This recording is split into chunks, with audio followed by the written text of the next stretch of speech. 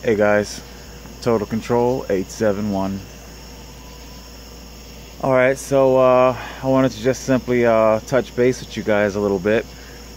I know I said that on the 20th I was going to be making a pilgrimage, if you will, to my doctor's office and to the food bank, and that I would most likely be taken into custody. I did do some riding. I rode on Route 30. I rode on Route 40. Suffice to say, I was not taken into custody, at least not yet. I've retired for the evening. I have put the Black Rider away, nestled safely in its alcove, ready for tomorrow's riding. There's a few things I want to talk about tonight, if that's alright. The first thing, when I returned to my camp today, I found a note on my door, which basically read that a Hamilton Township police officer by the name of Wade Smith had stopped by to pay me a visit. This note went on to indicate that Officer Smith wishes to only talk to me. I see. Why Officer Smith did not pick up the telephone and simply call me, I do not know. It would definitely seem to indicate that Officer Smith has something a little bit more than just talking in mind. Now, maybe Officer Smith does want to take me into custody. And if that's the truth, well, Officer Smith, you don't have to use subterfuge. Just simply say so. Telephone me, let me know that you wish to take me into custody, and I'll definitely make arrangements to transport myself to Hamilton Township Police Station for surrender. I would also like to know on what charge, but yeah. Things haven't been good.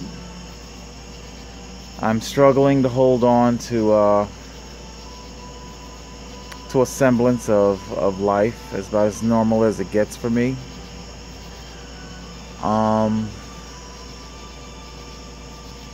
You know, to be honest, there's just simply so many issues,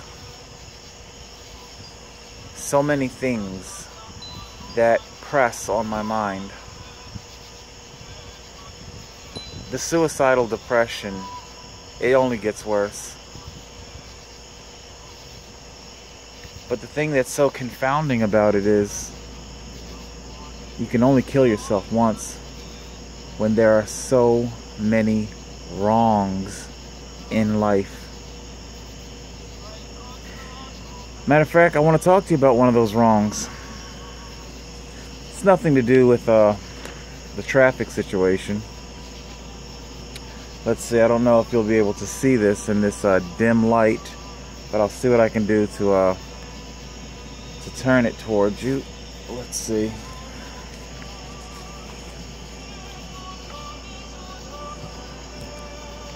Switch hands here and see if I can get this to you. I don't know if you can see this. I really don't even know if it's coming into focus or not. But in short, I'll read it to you. Okay, we have from the Superintendent of Elections and Commissioner of Registration, County of Atlantic. Dear applicant voter, that would be me. You are receiving this letter as an automatic response because there is an issue with your voter registration record in the state system. You are currently registered at the address of Premier Self-Storage. Now, I don't know if I had explained it already, but I am homeless, and I rent a mailbox. You can't just simply continue to submit change of address over and over, and quite frankly, where I stay, there isn't an address. I do a lot of stealth camping. I pitch tents. I make my home wherever I can. I'm homeless. Okay, let's see. This goes on to say, we must have a residence address of where you live. Of where I live. You can only use your Premier Self-Storage post box if you reside in Egg Harbor Township. Please fill out the supplied registration form so we can have the most current information for you on file. The return of this information will allow us to update and complete your voter record so that your voting privilege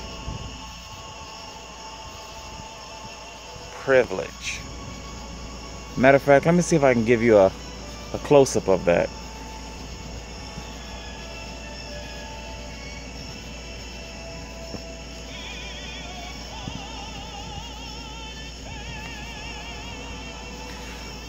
Privilege.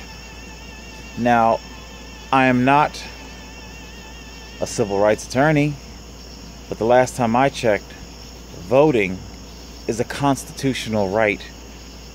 It's not a privilege. So that your voting privilege remains active.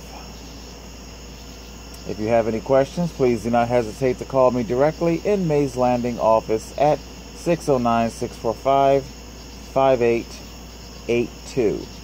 Thank you for your cooperation, Sabrina Newman. Sabrina Newman.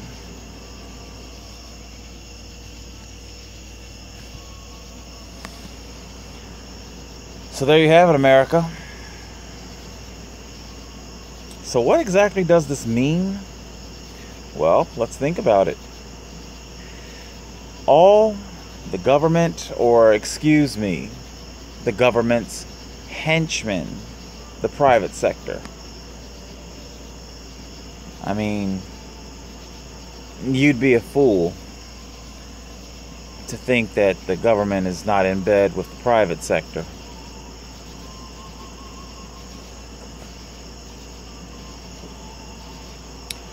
So, we have the private sector, the real estate community. All they have to do is raise rent, which they have, and make the cost of living so excessive that people like me simply can't afford it. You know, you hear the Republicans and the GOP throw around the term socialists, communists. The reality is, they're just as in favor as socialism and communism as the Democrats are. Where's the proof in that? The wages that they pay. They're so low, so stagnant, that people like me have no choice whatsoever but to live together in a single apartment. Let's see, that would be, oh right, communal living.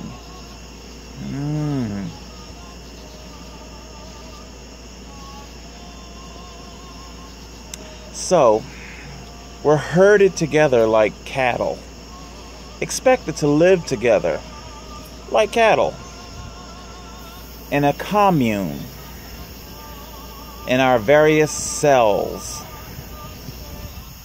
grouped into our economic class.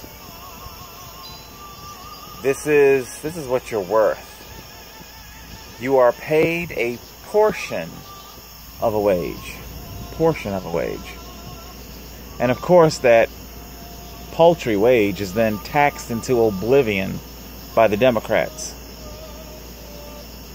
Democrats who are ready, always at the ready, for the latest text, ready to fund the latest Sally sob story and Hard Luck Harry story that comes around the corner. What's that? I'm a Harry sob story? Well, if you want to see it that way, that's your choice. I don't think I am. What I want in life is so little. My expectations and my wants and my needs, I've dialed them back about as far as they can go. I mean, for Christ's sakes, I'm out here in the woods, in a cabin in the woods. I mean, seriously, people, when your life has become the title of a failed horror movie, you know, that's about as low as it's going to get.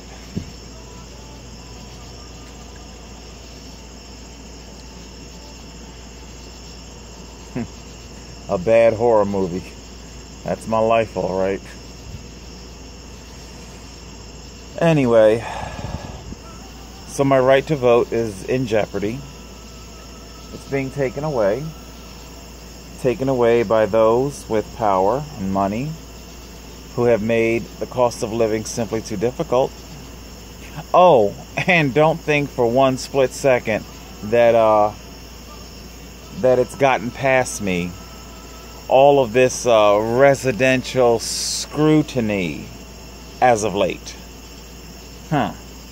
Where was all this residential scrutiny when all of the contenders for the presidency were white men?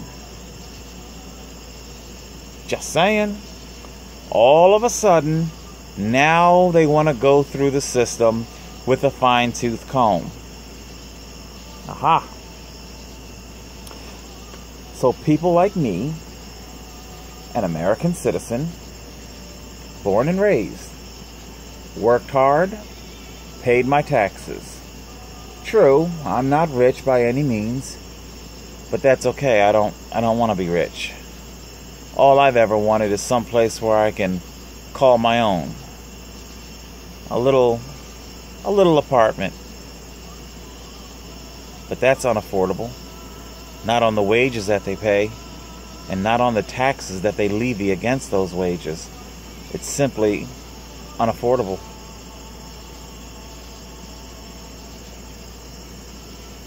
No right to vote. No right to the road. Get off the road or we're going to arrest you. Don't you cast a vote without an address that you cannot afford, or we are going to arrest you. You know, everybody is so willing to accept mental illness as this broad, sweeping blanket of an explanation. Why did Charles flip out? Why did Charles kill himself? Oh, there was a history of mental illness. Oh, I see. A history of mental illness.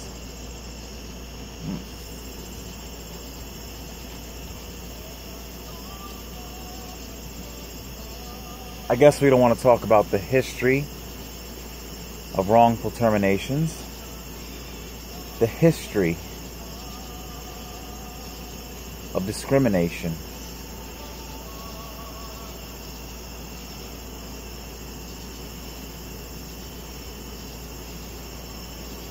I have worked almost 50 different jobs in my entire life. And in the quiet recesses of my mind, I went through every last single one. And I honestly asked myself, how many can I honestly say I was responsible for my termination? 3 of them for sure. There was a 4th one that was kind of on the fence. But you know what? What the hell? I'll take responsibility for it. I'll own it. I'll own it. So 4 out of 48 jobs, I can honestly say that I'm responsible for. The rest, you name it. You name it. There's been discrimination on every last single front. This mind is just a battlefield of scars. Society does terrible things to people, and then society accepts that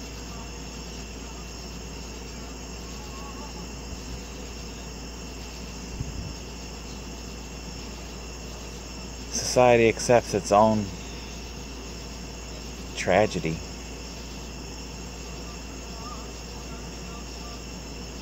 And they want us to accept it.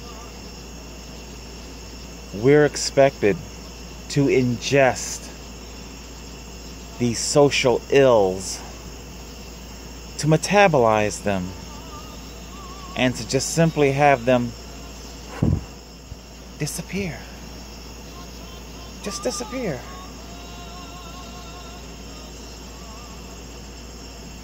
They want to destroy us.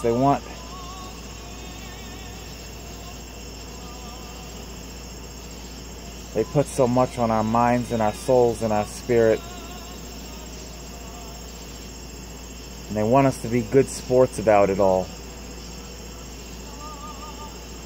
The police. The police who protect their own. They come for people like me with handcuffs and guns. Guns drawn just like the state police did here last October to arrest me because of my mental health. Because I didn't want to live anymore.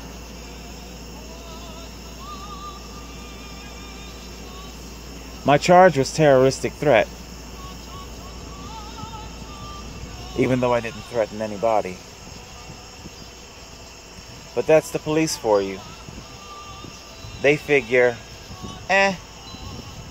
just pick a charge that's close enough. Close enough.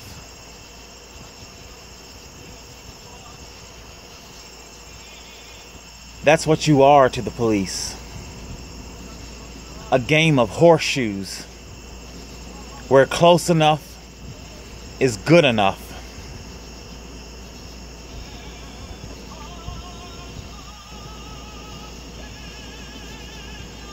But of course, don't you dare bring charges against them. Oh no, no, no. Then it's, let's just wait and see. Let's collect the information. Let's not rush to judgment. Law enforcement in America are the only ones that actually get to enjoy the presumption of innocence. We're the American citizens who slave for these paltry wages, paying ungodly taxes so that they can fund their bloated union wage.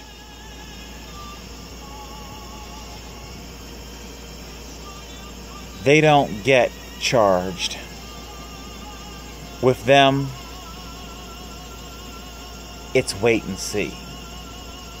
Let's wait and see just how angry America gets. Let's wait and see if it'll just go away with tomorrow's news.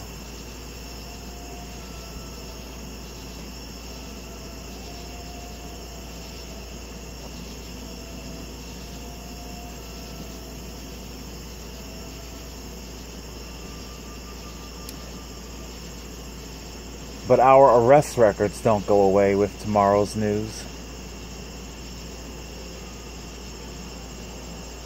Our incarceration and the horrors that befell us while we were incarcerated, they don't go away with tomorrow's news. They stay locked up in here. They stay. And we are expected to be good sports. We are expected to turn the cheek. We are expected to forgive and understand.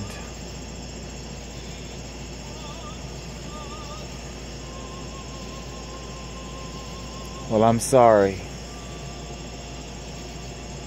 My forgiveness is at an end.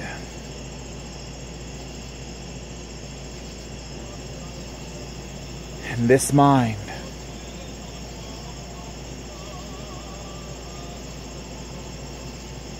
can take no more.